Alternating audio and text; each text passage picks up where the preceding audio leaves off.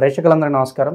ప్రస్తుతం మన స్టూడియోలో ప్రముఖ ఆధ్యాత్మికవేత్త, వేదిక్ ఆస్ట్రాలజర్ గోనుగొంట్ల సురేష్ బాబు గారు ఉన్నారు. గురువుగారితో మాట్లాడేద్దాం. నమస్కారం గురుగారు. మణికంఠ గారు నమస్కారం అండి. గురుగారు, జూన్ మాసంలో వృశ్చిక రాశి వారి పరిస్థితి ఏ విధంగా ఉండబోతుంది? ఆర్థికంగా, ఆరోగ్యంగా అన్ని విధాలుగా ఎలా ఉంటుంది? ఎలాంటి రెమెడీస్, జాగ్రత్తలు తీసుకోవాలి వీళ్ళు?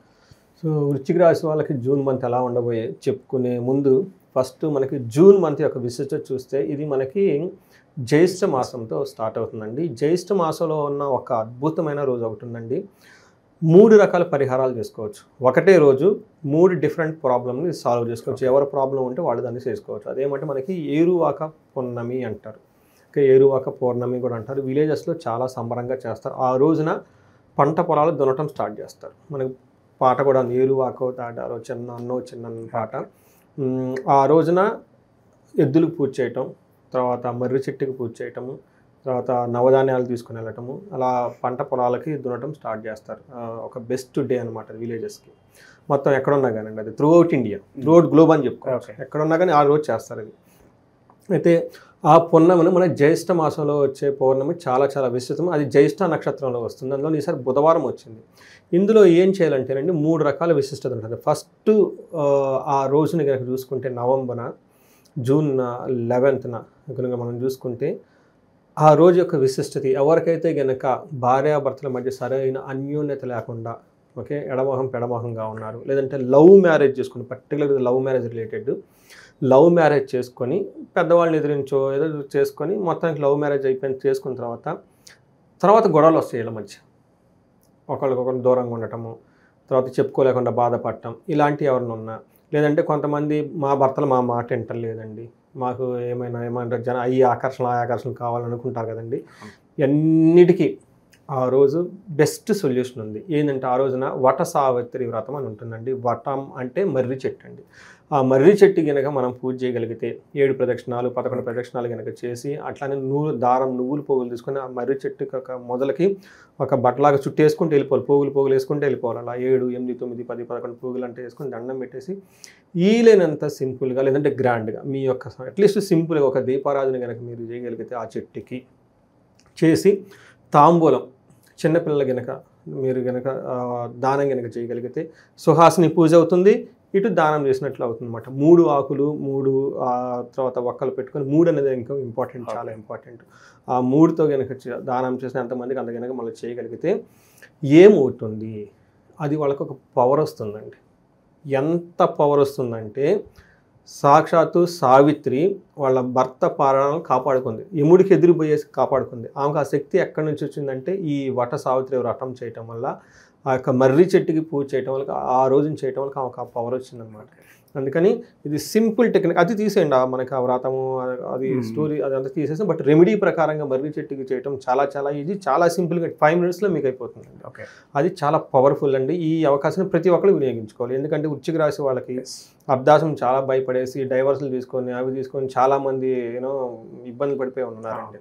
వాళ్ళకి ఇది powerful remedy, simple but powerful remedy. అది రెండో రెమెడీ ఏంటంటే ఆ రోజున ఎవరికైనా కనుక నువ్వులు కనుక దానం చేయగలిగితే, ఇది సపరేట్ చేయగలిగితే వీళ్ళకి అశ్వమేధ యాగం ఫలితం వస్తుంది. అశ్వమేధ యాగం ఎవరు చేశారండి? రాములు వాళ్ళు చేశారు సాక్షాత్తు. అందుకని రాజ్యం బాగుండాలి. రాజకీయ నాయకులు కానివ్వండి, పొలిటీషియన్లు కానివ్వండి, బ్యూరోక్రాట్స్, తర్వాత 10 మంది మీద వీళ్ళకి అధికారం పవర్ కావాలనుకుంటారు కదండి. అట్లాంటి వాళ్ళు బిజినెస్ పీపుల్, వాళ్ళ బిజినెస్ ఎక్స్పాండ్ అవ్వాలి. ఎవరైతే కనుక వాళ్ళని ఎక్స్పాండ్ చేయాలనుకుంటున్నారో ఒక 250 గ్రామ్ నువ్వులు తీసుకొని వెళ్ళిపోయేసి దానం చేస్తే అయిపోతుందండి. సింపుల్ చిట్కా. మూడోది ఏం చెప్తారంటే మనకి ఆ పౌర్ణమి రోజున మనకి ఉదక కుంభదానం అంటారు. ఉదక కుంభదానం అంటే నథింగ్ బట్ అండి వాటర్ని తీసుకెళ్ళి ఆ వాటర్ బాటిల్స్ ఇచ్చేయటమే. ఆ పూర్వకాలంలో కుంభ అనేది సంస్కృతంలో పేరు పెట్టారు, చెంబు అంటాం. ఇప్పుడు అది కూడా లేదంటే water bottle, simple language. Water bottle తీసుకెళ్ళిపోయేసి దానం చేయటం. వాటితో పాటు వెస్నకారు ఇస్తారు, కొంతమంది గొడుగులు ఇస్తారు. ఒక 10 అంబ్రెల్లా అంత అవుతుంది, 100-150 రూపీస్, 4-5 అంబ్రెల్లాస్ కొంటాం, ఇచ్చేయటం.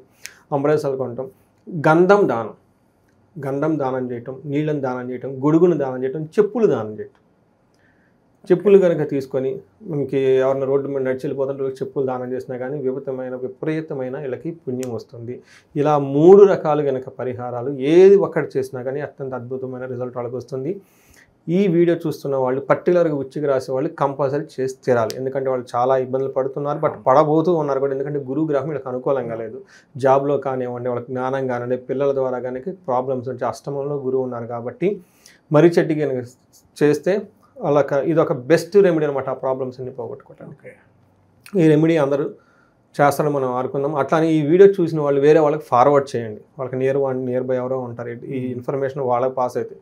వాళ్ళు చేసిన వాళ్ళ ఫలితం వీళ్ళకి వస్తుంది, అంతే కదండి. అందుకని మీరు చేయలేకపోయినా అట్లీస్ట్ వేరే వాళ్ళకి చేయించి వాళ్ళ ద్వారా కనుక చేయించుకోవచ్చు అండి. ఇలా కూడా చేయించుకోవచ్చు. వాళ్ళు ఎక్కడో బిజీగా ఉండగానే మా బదులు మీరు చేసింటే చేసేస్తారు ఎవరో ఒకరు. ఇలా కనుక మనం చేస్తే వీళ్ళకి అత్యంత అద్భుతమైన ఫలితం వస్తుంది.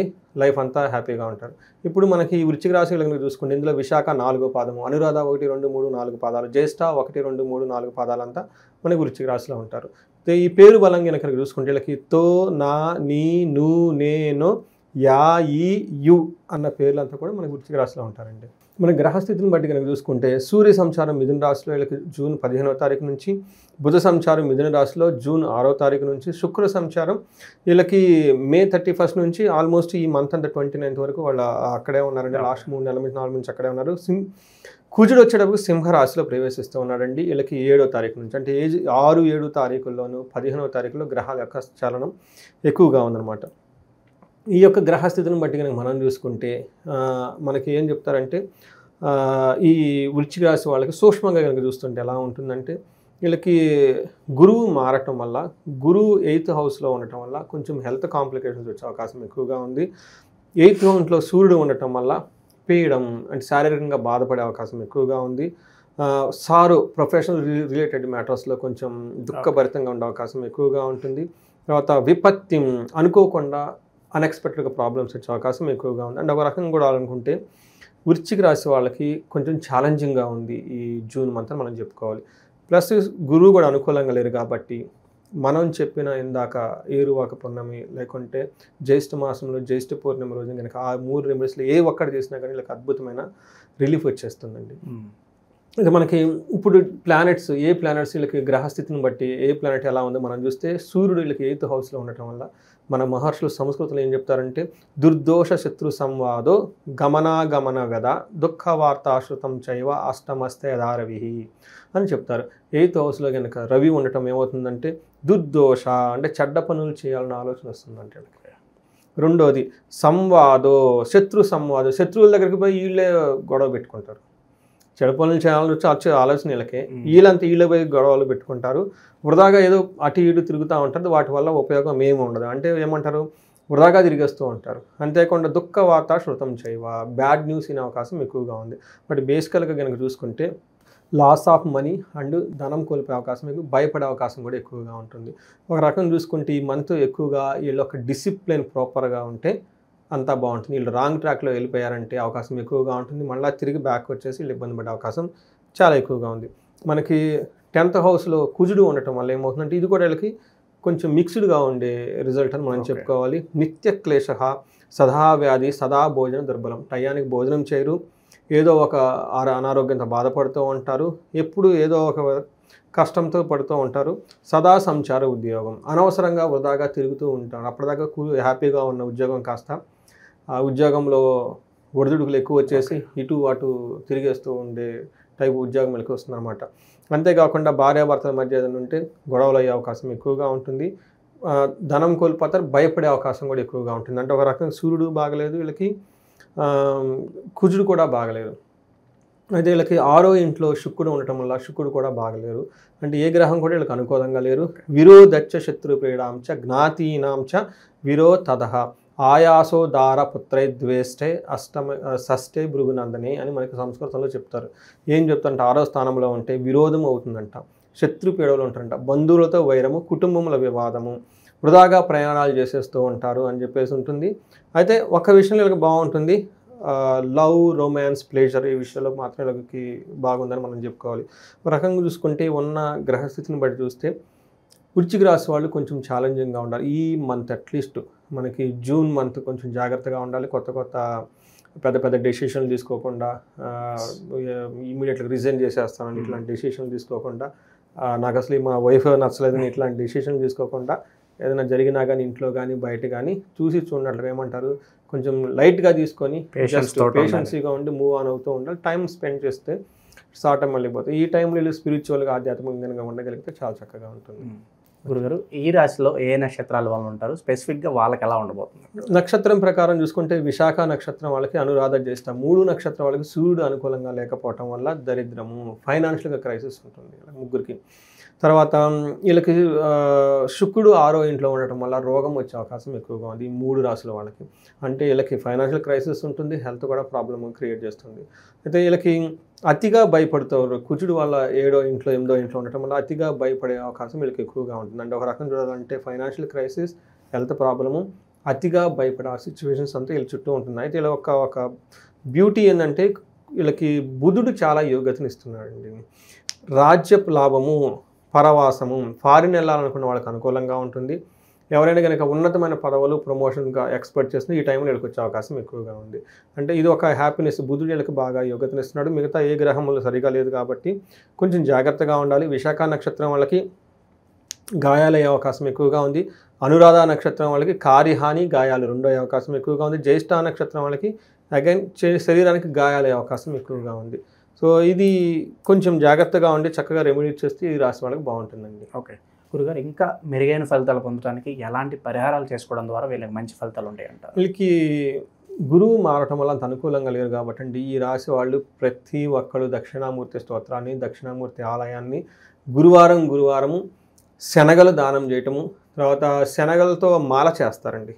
ఆ నవగ్రహాల్లో గురుగ్రహం ఉంటుంది. గురువారం రోజున గురువుకి ఆ శనగలతో రాత్రిపూట నానబెట్టిన శనగలతో మాలలాగా చేసి అవి కనుక గురుగ్రహం ఉంటుంది నవగ్రహాల్లో చేసినా కానీ, తర్వాత దక్షిణామూర్తి స్తోత్రం చదువుకున్న, ప్లస్ వీలైతే ప్రతి ఒక్కళ్ళు మనకి గుంటూరు దగ్గర కోటప్పకొండ అని ఉంటుందండి, అది దక్షిణామూర్తి యొక్క గుడి అండి, అది చాలా పవర్ఫుల్. అక్కడ కూడా గిరి ప్రదక్షిణ చేస్తారు. అక్కడ దర్శనం చేసుకున్నా, లేదంటే అక్కడ బృహస్పతి హోమం చేస్తారు మా గురువారం ఉదయం, చాలా పాపులర్. చదువు సరిగా రాకపోయినా కానీ అక్కడ కానీ ఖచ్చితంగా విజిట్ చేయాలండి ఈ రాశి వాళ్ళు. ఎందుకంటే గురువు వీళ్ళకి 1 whole year అంతా ఉంటాడు. ఈ రాశి వాళ్ళు మనకి ఉగాది రాశి ఫలాలు కూడా మనం కొన్ని పరిహారాలు చెప్పామండి వీళ్ళకి. ఆ రాశి అది ఒకసారి చూసుకున్నా కానీ అందులో కొన్ని పరిహారాలు చెప్పడం జరిగింది గురువుకి సంబంధించి. అవన్నీ చేసుకుంటే చాలా బాగుంటుంది. ఎక్కువగా రుద్రాభిషేకం చేయించుకుంటే చాలా పవర్ఫుల్గా ఉంటుంది. వీళ్ళకి శ్రీశైలం మనకి స్పర్శలింగ దర్శనం ఉంటుంది. దాంతోపాటు అక్కడ రుద్రాభిషేకం చేయించుకొని చండీ హోమం చేస్తారండి సామూహికంగా. ఇవన్నీ చేయించుకుంటే చాలా బాగుంటుంది. నవగ్రహాల చుట్టూ కనుక తిరుగుతూ ఉంటే మన్యు పాశుపత అభిషేకము అని ఉంటుందండి. ఇది చాలా పవర్ఫుల్. వీళ్ళు ఈ టైంలో కనుక చేయించుకుంటే చాలా మంచి రిజల్ట్ వస్తుందండి. ఓకే, ఓవరాల్గా ఈ రాశి వాళ్ళందరికీ కూడా ఈ జూన్ మాసంలో ఎలా ఉండబోతుంది, ఎలాంటి రెమెడీస్ చేసుకోవాలి, మీ మాటల్లో చాలా బాగా వివరించారు గురుగారు. ధన్యవాదాలు.